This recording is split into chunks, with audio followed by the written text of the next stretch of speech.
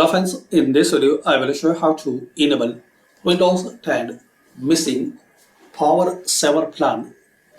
So very simple and easy way. Search here command prompt cmd. Right click on command prompt, run as administrator. It will ask permission, so click on yes.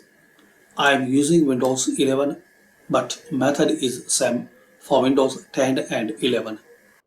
Right click on this top bar, edit, and here click on paste. Now press enter. Now we can see we successfully installed this power saver plan. Now close and restart your system. So this is the way guys you can enable and restore missing saver plan in Windows 11. Thanks for watching.